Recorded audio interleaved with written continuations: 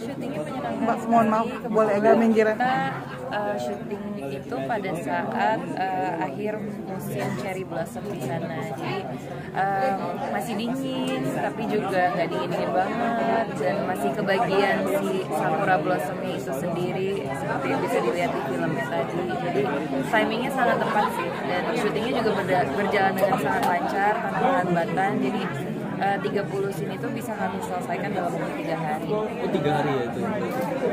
Itu suasana di sana saat itu membantu nggak sih untuk kamu semakin masuk ke karakter indie ini? Banget, karena Kyoto itu kan kotanya lumayan tenang, lebih hening gitu daripada di Tokyo. Jadi definitely membantu siapa syuting. Gimana bahasa Jepang yang tadi kamu ceritain? Iya, jadi kaget juga sih bahwa ternyata di film ini ada banyak banget scene dengan dialog dalam bahasa Jepang dan berinteraksi juga sama orang Jepang gitu. Itu adalah suatu tantangan sih sebenarnya buat aku, tapi aku senang karena difasilitasi dengan tutor yang membantu untuk menghafalkan dialog dan juga mengajarkan pelafalannya yang benar tuh seperti apa, sehingga pada saat syuting dan ketemu dengan lawan main bahasa Jepang, mereka semua juga kagum gitu, kayak belajar bahasa Jepang berapa lama ini kok bisa gitu. Padahal sih ya sebenarnya emang repetisi aja diulang-ulang gitu, sekarang keterbatasan waktu yang kita punya. Katanya punya pilihan parfum favorit gitu nggak sih? Pink Laundry sih, somehow menurut aku aromanya tuh kayak very comforting, very warm, very cozy, kayak scent yang emang familiar banget aja gitu rasanya. Kamu sendiri memang menggunakan si parfum Alchemist ini nggak? Iya, kebetulan waktu Pink Laundry baru pertama kali launching, aku juga membintangi campaign-nya, jadi udah pakai Alchemist Pink Laundry itu dari tahun 2023. Oh, oke. Pemakai parfum sekarang kan banyak sekali parfum dari Indonesia gitu. Apakah kamu juga menggunakan atau tetap menggunakan yang luar negeri juga gitu, merek-mereknya? Aku sebenarnya parfum itu kan suatu hal yang sangat personal ya, dan bukan soal apakah dia itu dari luar negeri atau dari dalam negeri. Intinya kalau emang suka dan kita cocok sama aromanya, ya itu yang aku pakai. Jadi aku ada beberapa sih sebenarnya, ada yang dari lokal maupun dari luar.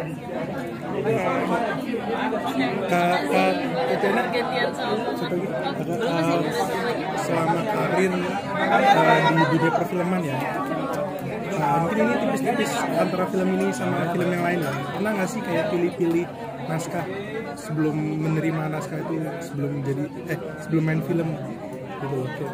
Pilih-pilih sih mungkin bukan kata yang tepat sih, tapi aku percaya bahwa film yang akan aku kerjakan atau project apapun itu kayak jodoh gitu. Kalau misalkan memang dari pertama kali baca udah ada chemistry ke materinya dan aku suka dan aku rasa ada yang bisa aku berikan dari diri aku untuk materi itu, ya aku akan kerjakan. Dan kalau misalkan enggak, ya mungkin projectnya belum buat aku.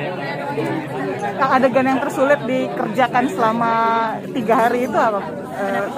Adegan tersulit yang dikerjakan untuk... Kalau buat aku sih adegan tersulit adegan dimana aku harus berdialog dalam bahasa Jepang sih, karena cukup deg-degan, ditambah gak ada waktu untuk ketemu sama lawan mainnya untuk latihan dulu sebelumnya, jadi semua benar-benar dilakuin on the spot. Tapi sangat bersyukur sekali bahwa lawan mainnya, which is aktor-aktor di Jepang, mereka sangat welcoming, sangat terbuka, dan juga mau membantu dan mengkoreksi kalau misalkan ada yang salah.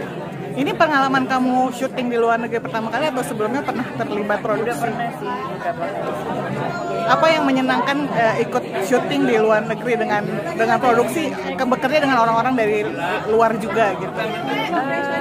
Menyenangkan karena jadi bisa mempelajari budaya satu sama lain, belajar untuk kayak menerima perbedaan dalam menyikapi hal-hal biarpun kecil gitu. Tapi kan namanya kita syuting di negara orang, ya kita harus lebih bisa masuk ke budaya mereka dan juga menghormati gitu. tapi selebihnya sih menyenangkan sih. Apalagi orang-orang Jepang mereka sangat friendly, apa ya, terkenal dengan semangat untuk mau memberikan yang terbaik dalam apapun yang dilakukan. Kak, aku udah sih kan The Whole Karin itu kan film panjang ya kebanyakan, dan ini film pendek. Perbedaannya ada di mana? Lebih sulit film pendek kata kebanyakan aktor ya? Enggak juga. Enggak juga sih, sudah sama aja sih. Karena intinya film pendek ya syutingnya juga nggak panjang-panjang banget. Kalau syuting film panjang ya pasti harinya lebih panjang gitu. Jadi buat aku sih nggak terlalu ada perbedaan. Gimana boleh diceritakan keterlibatannya di apa namanya di film ini? Ceritakan apa Mbak? Boleh diceritakan keterlibatannya di keterlibatannya. Oke. Di Pink Laundry saya terlibat sebagai ibu dari karakter utamanya, ibu Indi, namanya Tatiana Safira, yang karakternya tuh kompleks, hanya muncul di akhir untuk memberikan apa ya penjelasan dari semua cerita ini gitu.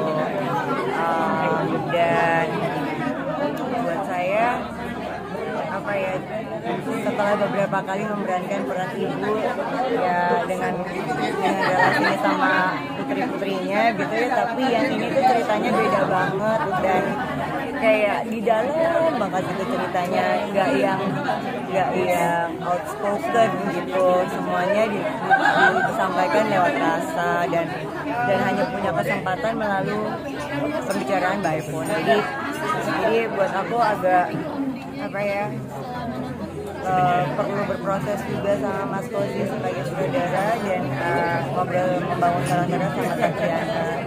Tapi alhamdulillah tadi pas lihat aku happy sih, mudah-mudahan yang nonton juga happy sih, dimana yang penting bisa dapet rasanya gitu, supaya semua cerita dari awal tuh jelas begini.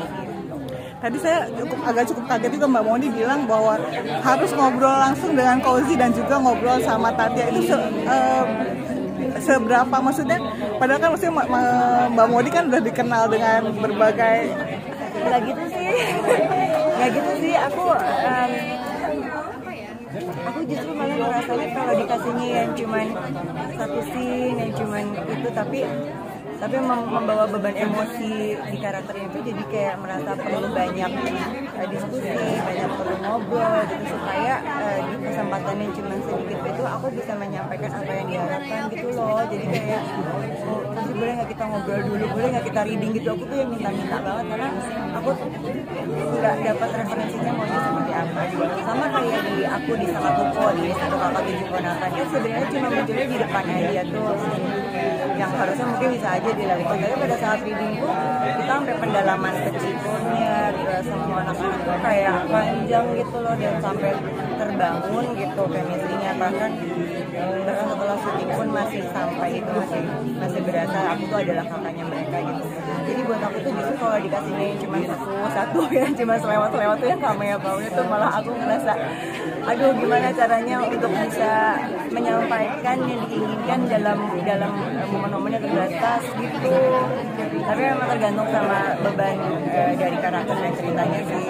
Kalau yang ini aku nggak mau gagal, takut banget. Tapi udah pendalaman sama keluarga sendiri ya, maksudnya Mbak ini kan sebagai ibu juga in real life, dan ini juga peran ibu, apakah ada masukan atau insight dari anak atau keluarga? Iya, tadi aku baru bilang sih bahwa setelah memerankan ini, jadi aku bisa membuka mata bahwa keberadaan seorang ibu itu bisa bentuk perhatiannya, bentuk hubungan sama anak tuh bisa dalam bentuk yang berbeda-beda.